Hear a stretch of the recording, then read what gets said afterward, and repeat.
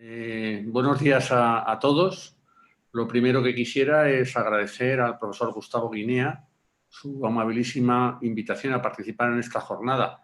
Y no solo a participar en esta jornada, sino al apoyo decidido que viene prestando desde que accedió a la dirección del centro al grupo, al laboratorio de envejecimiento del CTB.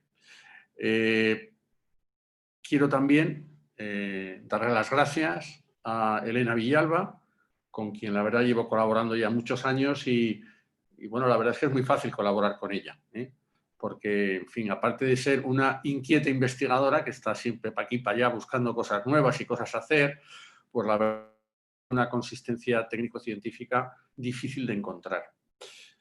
Agradecer también la oportunidad de compartir con distintos investigadores y con representantes de organizaciones de pacientes y de personas mayores, pues esta mañana, que espero que sea muy fructífera para todos.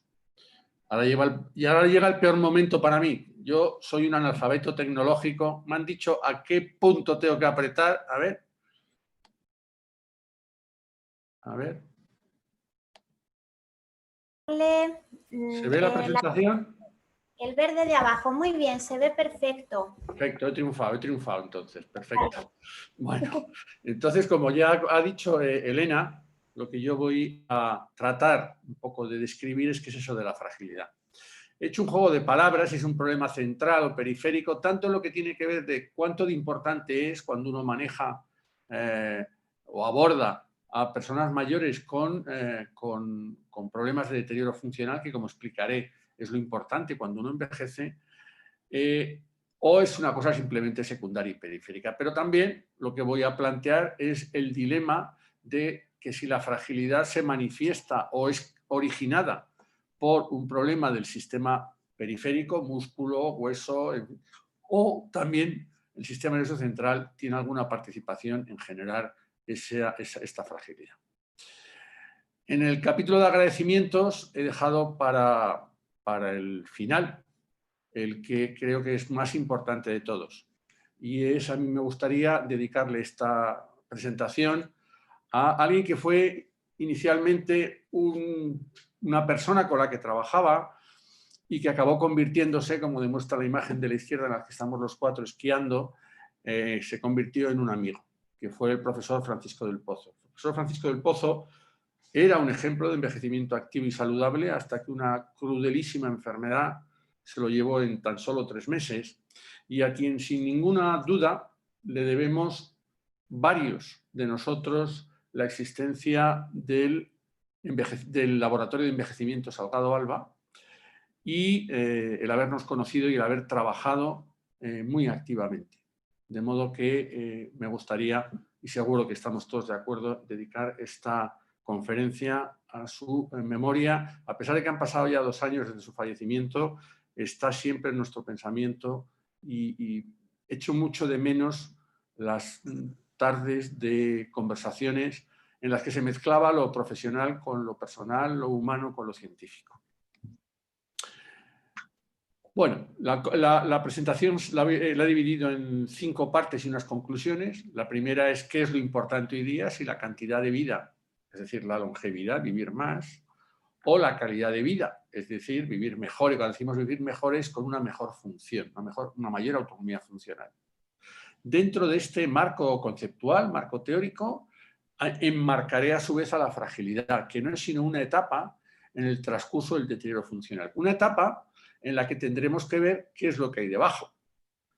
Aunque hay una serie de mecanismos que son comunes, estos se pueden manifestar de manera más dramática, más clara, más evidente en órganos o sistemas periféricos, o bien ver que también se produce un problema en el sistema nervioso central, o bien una combinación de ambas, para al final acabar sacando algunas conclusiones.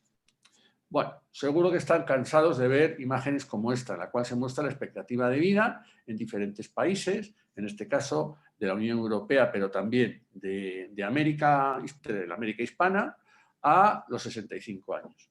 Como pueden ver, en el caso de las mujeres, España lidera esa expectativa de vida y en los hombres, aunque no lo lidera, bueno, somos los segundos, que tampoco está mal.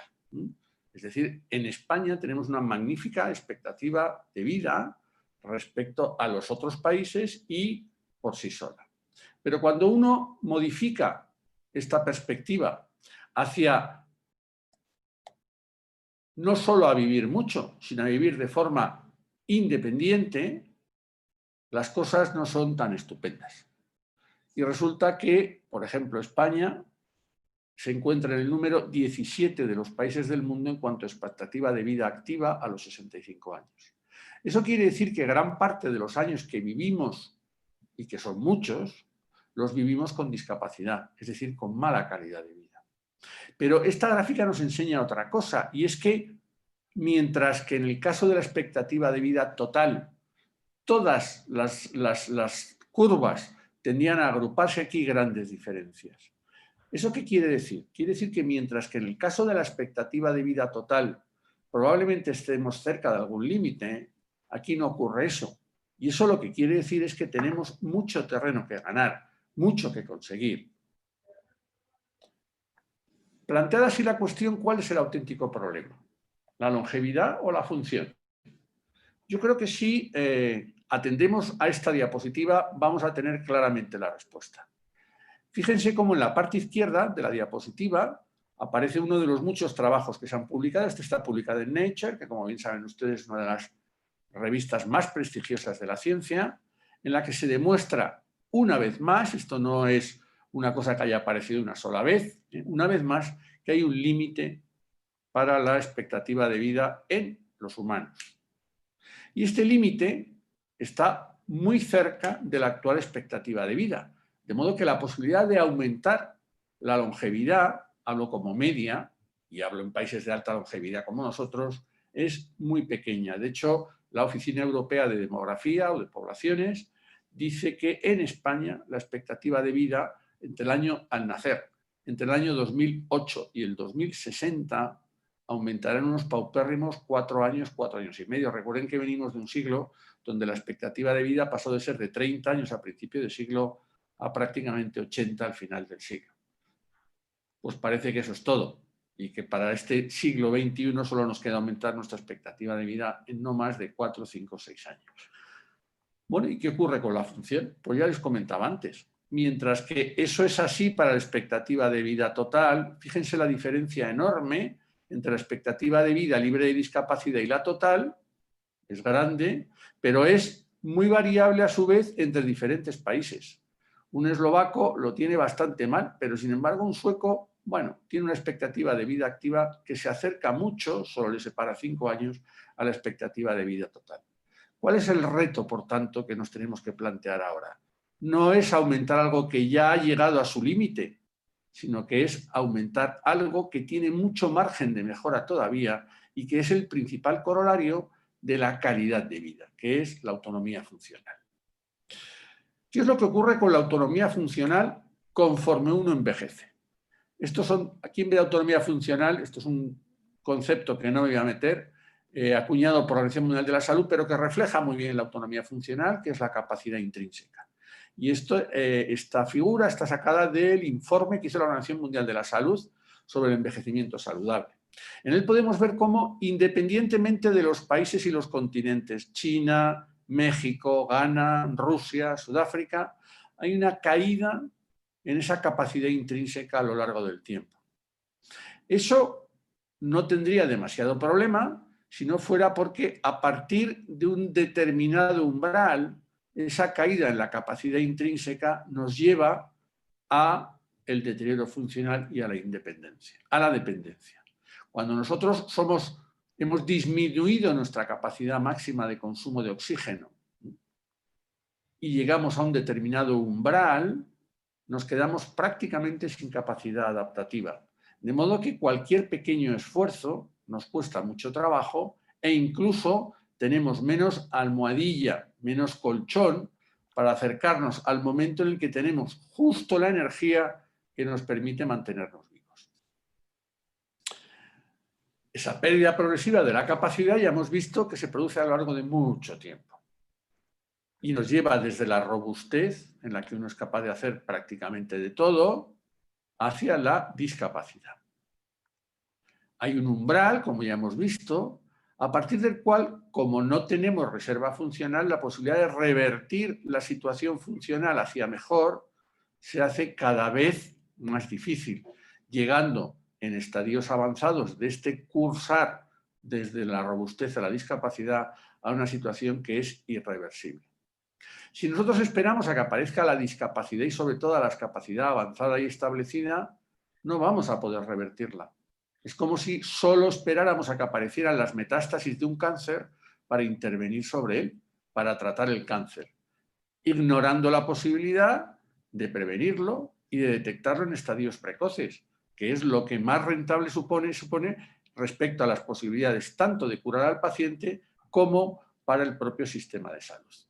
Es decir, necesitamos ser capaces de diagnosticar esas situaciones que preceden la discapacidad, es decir, que están muy cerquita ya de ese umbral, para poder así intervenir a tiempo. Y eso es la fragilidad.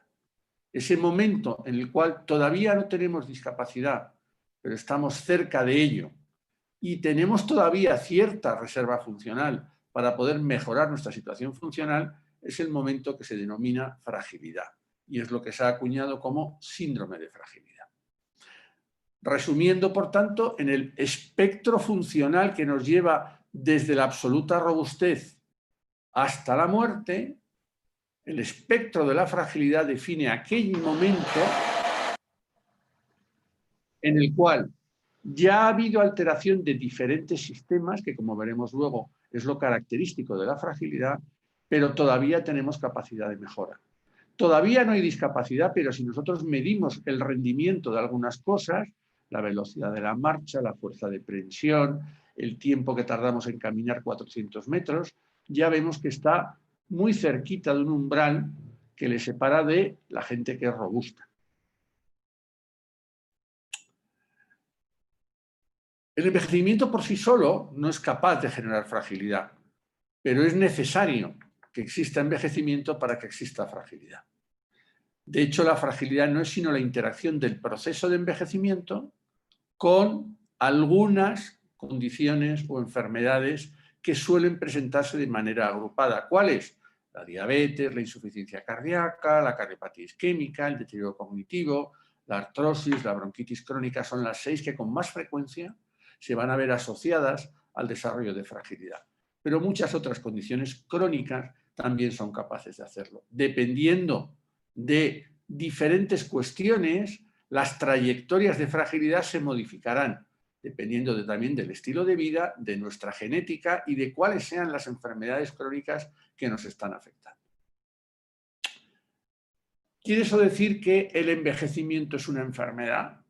¿El envejecimiento es enfermedad? No, en ningún caso. Aquí tenemos a Leonard Hayflick, que es uno de los padres de la gerontología moderna y que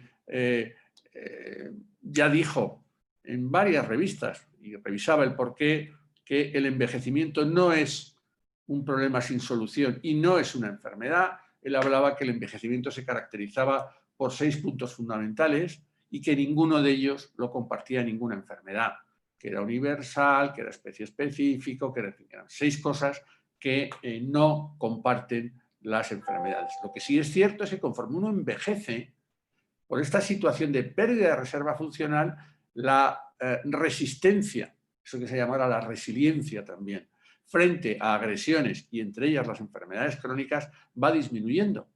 Pero no solo eso, sino que la enfermedad crónica, cuando afecta al anciano y sobre todo cuando es varias enfermedades crónicas las que afectan al mismo sujeto, su manifestación característica es el deterioro funcional.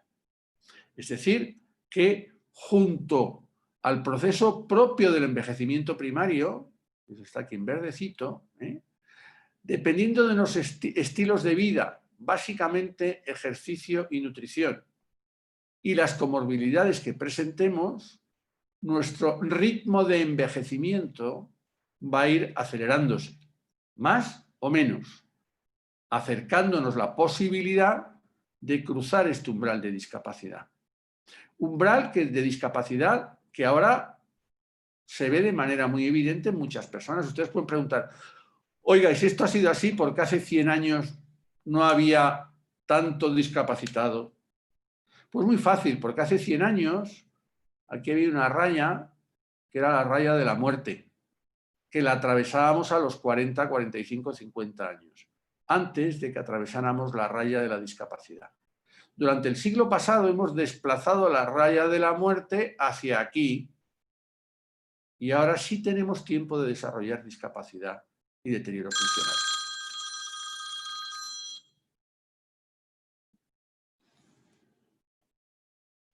¿Cuáles son lo que algún autor, en este caso el profesor López Otín, en una revisión magnífica que publicó en SEL, centrada en longevidad, dijo que eran las cuestiones que enmarcan el envejecimiento? Pues él describió 9 factores que son los que principalmente están involucrados en todos los procesos que tienen que ver con longevidad. Él lo llamaba envejecimiento, pero en realidad de todo lo que habla es de longevidad. Y eso va desde la longitud del telómero, al estrés oxidativo, a la capacidad de modificar diferentes aspectos de funcionamiento celular dependiendo de la nutrición, la actividad proinflamatoria, y los dividió estos 9 factores en 3 grupos. Uno, los que originan el daño, que son la inestabilidad genómica, el telómero corto, es decir, la attrición telomérica, las alteraciones epigenéticas y la pérdida de los mecanismos de proteostasis que hacen que la proteína no se conserve tal y como fue secretada y por tanto o no funcione bien o incluso llegue a ser dañino. ¿Cuáles son las respuestas a este daño?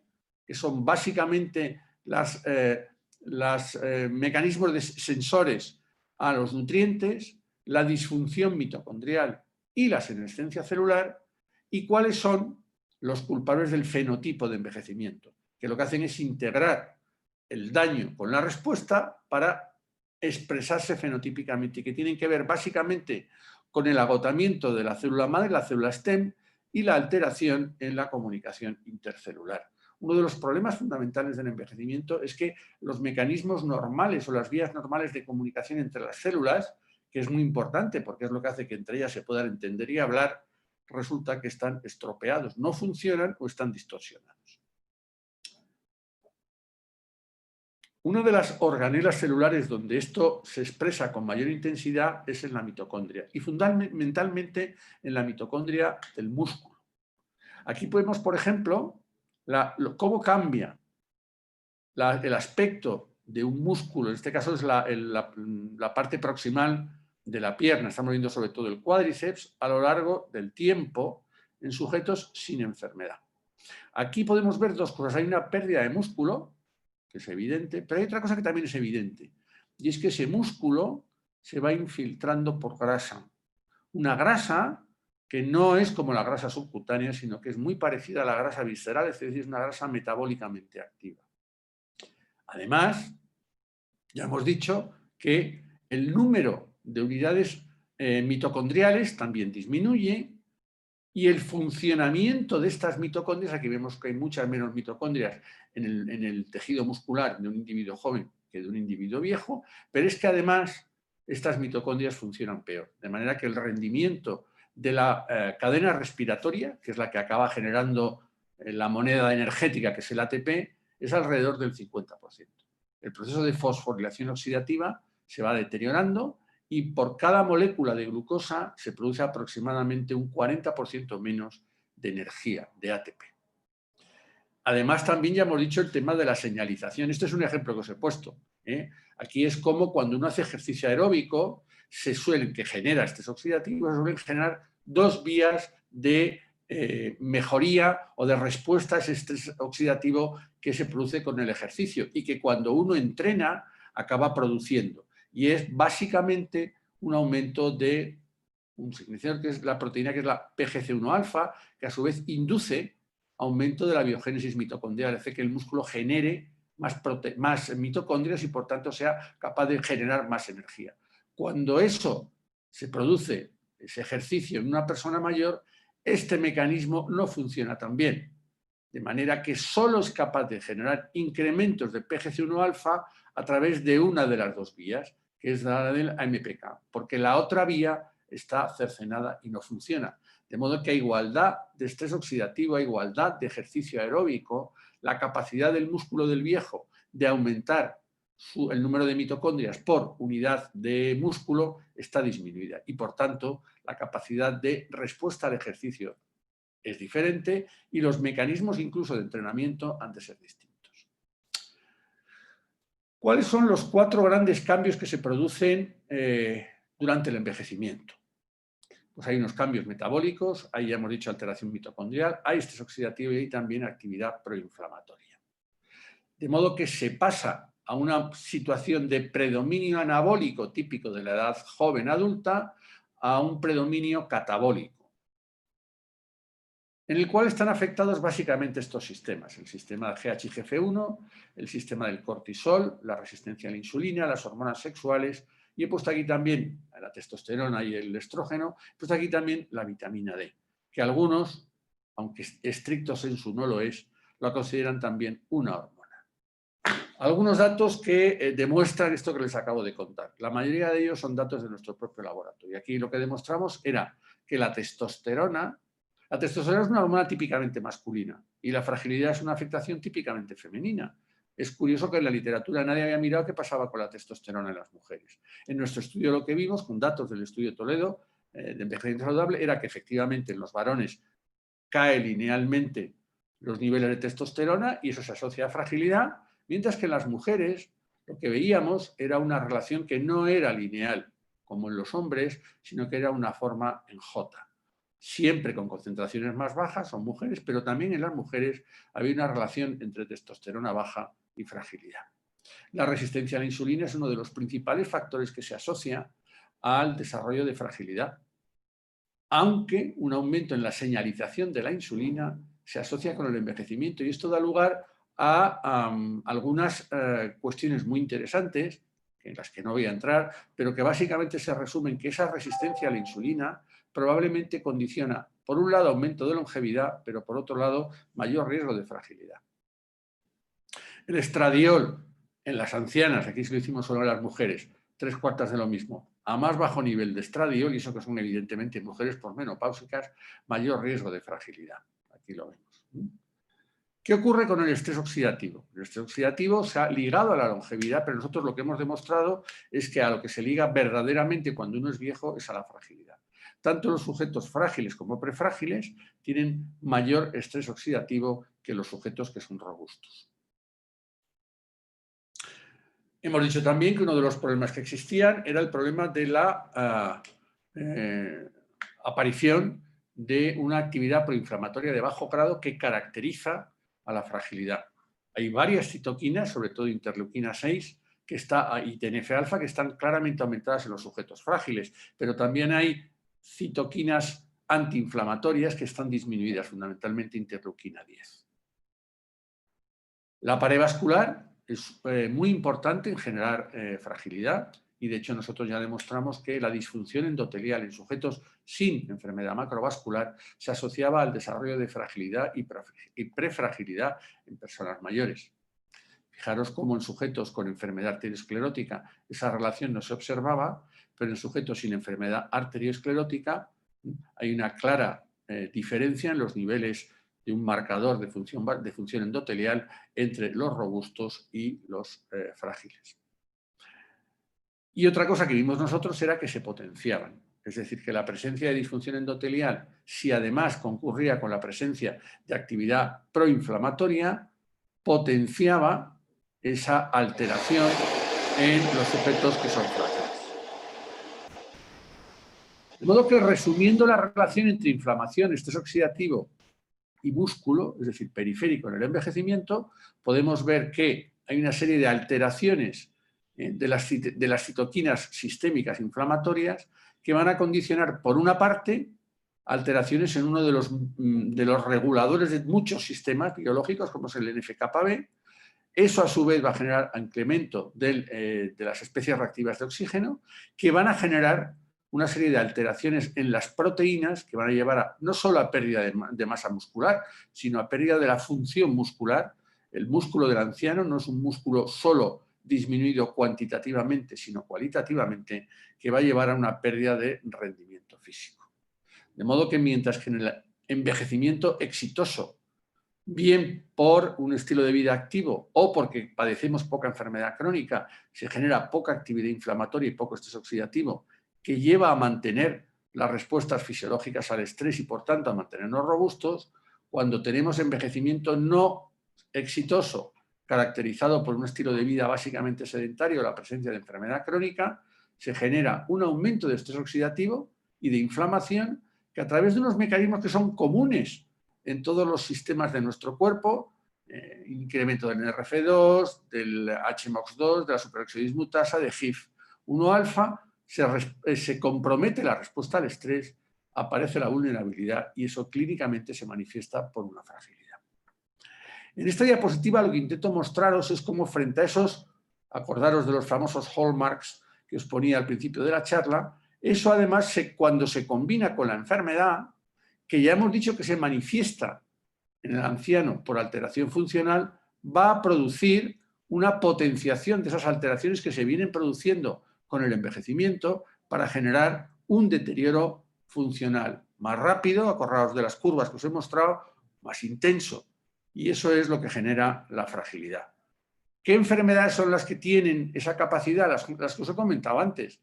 La cardiopatía isquémica, la insuficiencia cardíaca, la insuficiencia renal, la bronquitis crónica, que son las que, a través de mecanismos muy parecidos a los que os he enseñado que se producen en el envejecimiento, van a generar mayor riesgo de fragilidad y, por tanto, ponen en riesgo al sujeto de desarrollar discapacidad. Poniendo en conexión todos estos mecanismos que os he contado, fisiopatológicos y la expresión funcional, podemos decir que a nivel biológico lo que ocurre con el envejecimiento es que se van alterando diferentes órganos, los riñones, el corazón, el cerebro, los vasos, el músculo, el hueso, y que eso se hace a través de unos mecanismos comunes que os acabo de comentar ahora. Cuando esa vulnerabilidad afecta a un solo órgano, los propios sistemas de compensación son capaces de revertir las posibles alteraciones. Pero cuando esa afectación se amplía a otros órganos o sistemas, bien por un proceso de envejecimiento acelerado debido a un estilo de vida no saludable, o bien por la aparición de enfermedad crónica concurrente, empieza a haber ya alteración no de uno, sino de varios sistemas. Y encima, si eso se prolonga a lo largo del tiempo, puede hacerse irreversible. Y entonces es cuando aparece la alteración funcional. Mientras que cuando hay una vulneración fisiológica aislada o el funcionamiento de la mayoría de los órganos se mantiene, el sujeto permanece activo y saludable, conforme se van produciendo alteraciones en múltiples sistemas, en el espectro funcional va apareciendo primero la fragilidad, desde muy leve allá empieza a aparecer alguna manifestación más marcada, para llegar, traspasado el umbral que les contaba al principio de la charla, a la aparición del deterioro funcional, que ya es prácticamente irreversible y que acaba conduciendo a la muerte del sujeto. ¿Cuál es el papel concreto de la enfermedad? Porque aquí hemos hablado del estilo de vida, hemos hablado del envejecimiento primario. Pues el papel de la enfermedad, a pesar de lo que dice o lo habitual, no es muy relevante. Estos son datos del estudio de Toledo. Fijaros cómo individuos de 65 hasta incluso centenarios, ver cómo la comorbilidad, que es la raya verde, se modifica muy poquito en estos sujetos. Y sin embargo, fijaros, estos sujetos son 2.600 sujetos. Es decir, no son 4 o 5, no es una observación que podríamos decir episódica, sino que es una cosa que tiene bastante consistencia. Fijaros cómo la situación funcional, sin embargo, se deteriora enormemente entre los 65 y los 90 o 100 años. De modo que pretender explicar esto por esto, pues es un poco complicado. Seguro que contribuye, pero no está claro que juegue un papel primordial. Es más, algunos autores han dicho que lo que ocurre tanto en la enfermedad crónica como en la fragilidad es que ambos comparten los mismos mecanismos de daño y que, dependiendo del paso del tiempo, mientras que en el joven, como la alteración es única, aislada y que todavía tiene respuesta, se va a manifestar como enfermedad, conforme se van agrupando, la principal manifestación es una manifestación funcional que lleva a la fragilidad. De hecho, ya hay algunos estudios que demuestran no que la multimorbilidad aumente el riesgo de fragilidad, cosa que ya sabemos, sino que los sujetos frágiles tienen aumentado el riesgo de desarrollar enfermedad crónica. Eso ya se ha visto en la diabetes y en la insuficiencia cardíaca e incluso en la demencia. Es decir, la fragilidad precedería al desarrollo de enfermedad y probablemente eso de alguna manera da soporte experimental a la hipótesis que yo les planteo en esta diapositiva. Bueno, con toda esta parte de la charla que yo creo que era muy importante porque nos ha colocado ahora ya en disposición de contestar a la pregunta esta, viene la posibilidad de contestar eficazmente la pregunta. ¿Es un problema periférico la fragilidad que afecta solo al músculo o a la grasa o es un problema central? Bueno, esta duda viene también planteada porque cuando nosotros hemos ido a medir la fragilidad, y fijaros que hay un montón de herramientas que miden la fragilidad, en ninguna de ellas se ha incluido de manera sustancial lo cognitivo, aspectos que tengan que ver con la función cerebral cognitiva, pero todas ellas miden función, miden rendimiento funcional. De modo que hay quien ha llegado a llamar a esto fragilidad física, negando el papel del sistema nervioso en la aparición de estas manifestaciones típicas. Os voy a poner un ejemplo. La enfermedad de Parkinson es una enfermedad típicamente del sistema nervioso central, pero la manifestación es periférica. Es temblor, rigidez, acatisia, dificultad para caminar. Pues imaginaros que en la fragilidad podría ocurrir lo mismo. Y que nosotros, como solo medimos lo físico, dijéramos, no, esto es un problema solo físico. Bueno, de hecho, aquí os pongo quizá la primera gran hipótesis, que es intentando explicar la fragilidad, y fijaros que aquí no aparece el sistema nervioso por ningún lado. Aparece la sarcopenia, que es el músculo, y cómo debido a la infranutrición crónica, en la disminución del gasto energético total, la caída de la actividad, se acaba llegando a la fragilidad. Aquí se ignora totalmente el sistema nervioso. E incluso, aquí cuando se habla de factores que generan fragilidad y pérdida funcional, si os fijáis, ni en los factores condicionantes, ni en los mecanismos de generación y producción aparece el sistema nervioso por ningún lado. Y se habla, bueno, sistema periférico, si queréis, la motoneurona alfa, pero el sistema central, nada. Hablan de las fibras tipo 2, que disminuyen y que además tienen un metabolismo proteico alterado, y eso hace que se modifique el turnover de proteínas que va a llevar a una alteración metabólica en el músculo. Aquí en otro esquema, este esquema es nuestro también, básicamente incidimos en lo mismo. Con el envejecimiento y la enfermedad se produce disminución en la actividad física, hay resistencia anabólica, estrés oxidativo, inflamación y alteraciones metabólicas que van a llevar a una disminución de la síntesis de proteínas, un aumento de la degradación de proteína con un balance negativo de la proteína y, por tanto, a una alteración de la miogénesis que lleva a una pérdida de masa y funcionamiento muscular que acaba produciendo deterioro funcional. Algunos autores, además, han implicado en esto de la fragilidad también al tejido adiposo. Ya os comentaba, no el tejido adiposo subcutáneo, sino el intermuscular e intramuscular, y que generarían una serie de señales, generarían una serie de moléculas, pues aquí tenéis a la interleuquina 6, a las irisinas, a las mioquinas, que acabarían deteriorando la alteración muscular. O produciendo, perdón, una alteración muscular. Bueno, hay algunos estudios que ya habían visto que en sujetos con alguna alteración cognitiva y frágiles había fundamentalmente problemas isquémicos en el cerebro. Hay algunos otros estudios que en sujetos sin, bueno, digo lo de sin es discutible porque no están bien fenotipados, pero asumamos sin daño cerebral, se ha visto también pequeñas lesiones isquémicas, básicamente de leucoariosis, pero eso es muy inespecífico, pero no hay estudios, hasta ahora no había estudios en el que miraran si hay alteración en el sistema nervioso central en sujetos frágiles sin deterioro cognitivo. Y nosotros, con el grupo de Fernando Mastú, pues nos pusimos a ello. Seleccionamos una serie de sujetos. Aquí os pongo, empezamos con 170 sujetos y luego en función de determinadas cuestiones, bueno, 100 quisieron participar, luego se cayeron aproximadamente unos 30, 30 y tantos, porque no tenían un mini-mental absolutamente normal y por otras mediciones.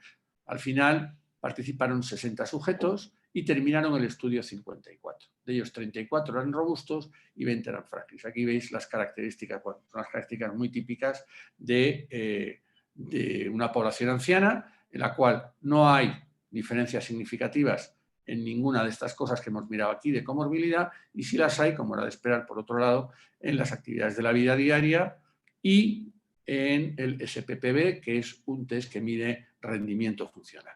Los frágiles puntuaban peor en los dos que los robustos.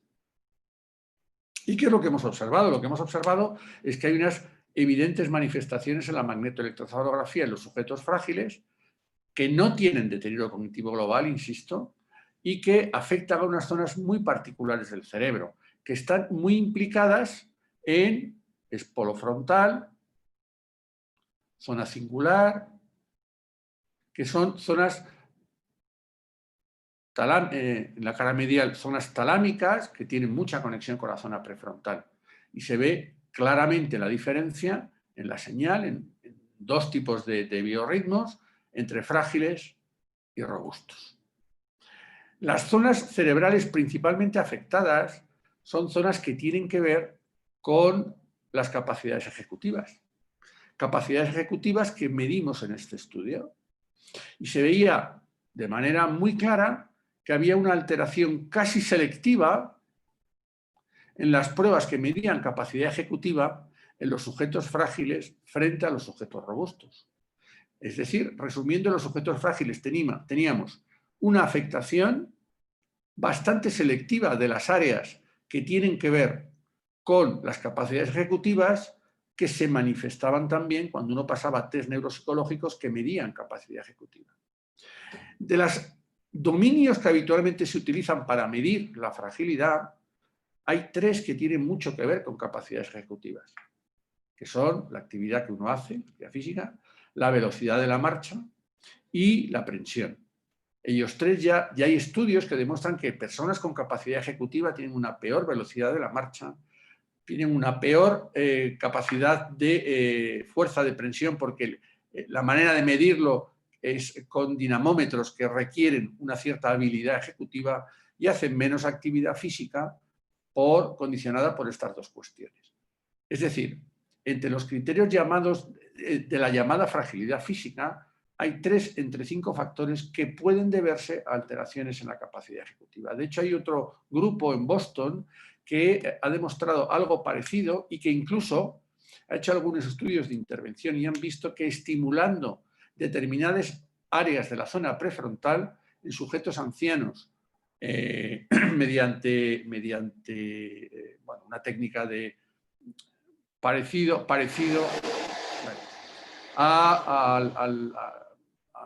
no sé cómo explicarlo. No es exactamente lo mismo de la terapia electroconvulsiva, porque no es eso exactamente, pero sí es estimulando esas zonas, consiguen mejoría en la actividad funcional, consiguen mejorías en la velocidad de la marcha y consiguen mejorías también en la fuerza de prensión. Un subanálisis de este mismo estudio confirmó cuáles eran las áreas principalmente afectadas. Aquí la idea de este segundo estudio era, más que fundamentado en los mismos hallazgos, intentar hacer un análisis topográfico de dónde estaban las alteraciones. No solo topográfico en qué partes del cerebro está el daño, que ya lo habíamos visto con los datos que les he enseñado antes, sino la conectividad entre estas diferentes áreas. Entonces se vio que había una marcada hipoconectividad entre estas áreas que están en rosita y las zonas habituales a las que ya conectan, que podrían además explicar subsidiariamente muchos de los hallazgos que se encuentran en los sujetos frágiles. Bueno, y ya voy acabando. Después de lo hemos dicho, ¿qué hacer? O sea, si hemos visto que la fragilidad es una combinación de alteraciones periféricas, musculoesqueléticas, hormonales, pero también centrales, ¿esto cómo se traslada al escenario clínico? Pues una vez más, como se hace siempre en las personas mayores, estandarizando las intervenciones a través, primero, de un diagnóstico integral, a través de la valoración geriátrica, para poder así hacer una intervención precoz y dar seguimiento. Por eso, en geriatría es fundamental lo que nosotros llamamos la valoración geriátrica integral, que evalúa 4 áreas distintas. Como veréis, están los datos clínicos habituales de cualquier otro enfermo, pero se evalúa de manera aparte la función física y también la función mental, cognitiva y del estado de humor, junto a aspectos socioeconómicos que va a condicionar muchas veces el pronóstico y la actividad terapéutica. ¿Cuáles son los instrumentos que utilizamos para evaluar? Pues hay instrumentos para evaluar el afecto, pero también hay muchos instrumentos para afectar la cognición y, por supuesto, para la función, que van desde estas que vienen aquí a la propia para medir fragilidad, en la que no me voy a detener. Claro, hay que ser muy cuidadoso a la hora de seleccionar esos instrumentos de medir. Y, por tanto, los instrumentos han de ser diferentes dependiendo del medio en el que vayamos a hacer la evaluación, aunque en todos los casos habrá que tener o hacer la evaluación considerando estos 4 áreas fundamentales que incluyen lo físico, lo funcional y lo cognitivo. Y, por tanto, también cuando hagamos intervenciones tendremos que intervenir sobre las condiciones que van a desarrollar o hacer que alguien padezca fragilidad, porque si solo intervenimos sobre alguna de ellas nos estamos quedando cojos y probablemente no consigamos todo el efecto que queremos y necesitamos. ¿Tenemos alguna evidencia incluso de que podamos mejorar la función física actuando sobre la cognición? Pues hay cada vez más evidencia. Nosotros publicamos hace 2 o 3 años en JAMA un trabajo en el que demostrábamos la utilidad de un programa de intervención en sujetos ingresados en un hospital de más de 80 años con enfermedad aguda. En este subsiguiente trabajo, coautores del estudio vieron si las mejoras en la función cognitiva que observábamos en el estudio mediaban total o parcialmente el efecto del ejercicio sobre el rendimiento físico de las personas mayores. Y lo que vimos en este estudio es que efectivamente parte del efecto de la mejoría en el rendimiento físico tiene que ver con mejorías en la función cognitiva del sujeto.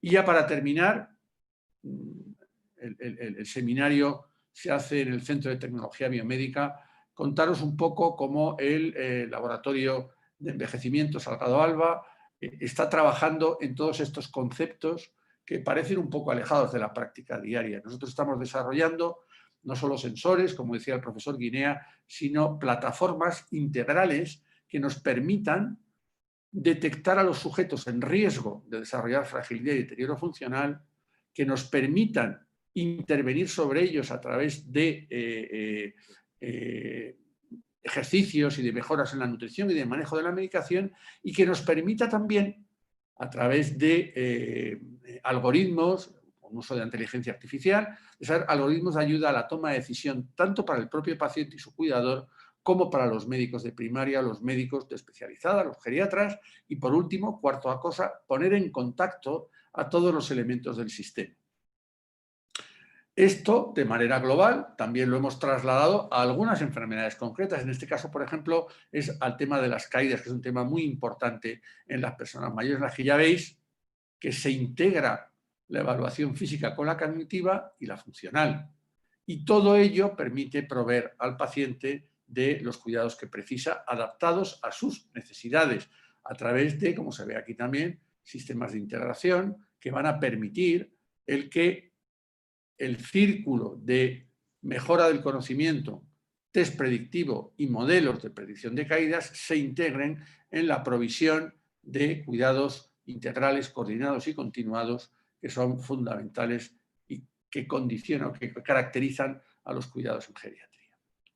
Esta es mi diapositiva de resumen. Cuanto más sencillito, más fácil se entiende.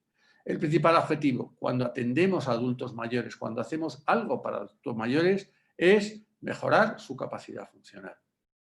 Y hoy, y yo he intentado mostrarlo aquí, sabemos que, dado que la combinación de las alteraciones centrales y periféricas, sistema nervioso, otros sistemas periféricos, contribuyen a la fragilidad, las intervenciones que combinan ambos abordajes debieran ser, y la evidencia que cada vez se nos va acumulando parece demostrarlo así, parecen ser las de mayor utilidad.